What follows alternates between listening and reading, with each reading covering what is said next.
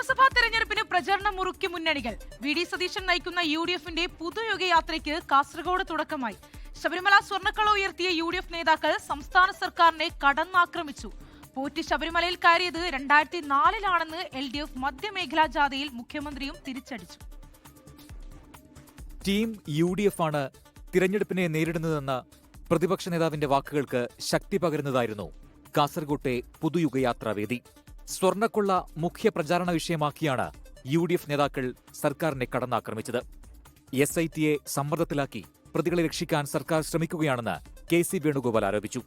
Case എത്ര നീട്ടിക്കൊണ്ടുപോയാലും കള്ളന്മാരെ ജയിലിലടക്കുമെന്നും ജാഥ ഉദ്ഘാടനം ചെയ്ത KC വേണുഗോപാൽ വ്യക്തമാക്കി. SITയിലും സത്യസന്ധന്മാരായ ഉദ്യോഗസ്ഥന്മാരുണ്ടെന്ന് ഞങ്ങൾക്കറിയാം.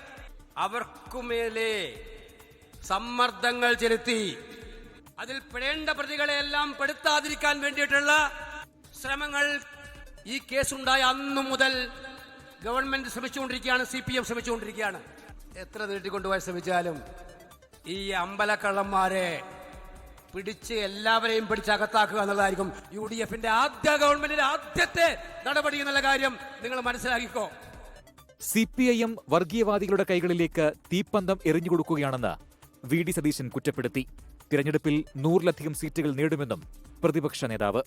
ഒരു തീപ്പൊരി വീണാൽ ആളിക്കത്തിക്കാൻ നടക്കുന്ന വർഗീയവാദികളുടെ കൈകളിലേക്ക് തീപ്പന്തം എറിഞ്ഞു കൊടുക്കുന്ന പണിയാണ് CPM ചെയ്യുന്നത്. ഇനി നമ്മൾ വെറും പ്രതിപക്ഷമല്ല, ടീം UDF 100-ലധികം സീറ്റുമായി അധികാരത്തിലേക്ക് തിരിച്ചു വരാൻ പോകുന്ന മുന്നണിയാണ്. ജോസ് കെ മാണി നയിക്കുന്ന LDF മധ്യമേഖലാ ജാഥയുടെ ഉദ്ഘാടനത്തിലായിരുന്നു പ്രതിപക്ഷത്തിനുള്ള മുഖ്യമന്ത്രിയുടെ മറുപടി. പോറ്റി ശബരിമലയിൽ കയറിയത് 2004-ലെന്നായിരുന്നു KC വേണുഗോപാലിനെ ലക്ഷ്യമിട്ട് മുഖ്യമന്ത്രിയുടെ ഒളിയമ്പ്. പോറ്റി അവിടെ കയറുന്നത് 2004-ലാണെന്ന് എല്ലാവർക്കും വ്യക്തമായല്ലോ. 2004-ല് ദേവസ്വം മന്ത്രി ആരായിരുന്നു? ഇന്നത്തെ കോൺഗ്രസിന്റെ ഉന്നതനായ അഖിലേന്ത്യാ നേതാവ്. പ്രതികൾ സ്വാഭാവിക ജാമ്യം കിട്ടി പുറത്തിറങ്ങിയാലും കുറ്റക്കാർ ശിക്ഷിക്കപ്പെടുമെന്ന് മുഖ്യമന്ത്രി ആവർത്തിച്ചു. LDFന്റെ മേഖലാ ജാഥകൾക്ക് പിന്നാലെ പ്രതിപക്ഷ നേതാവിന്റെ പുതുയുഗയാത്ര കൂടി ആരംഭിച്ചതോടെ രാഷ്ട്രീയ വാക്പോര് വരും ദിവസങ്ങളിൽ മുറുകും.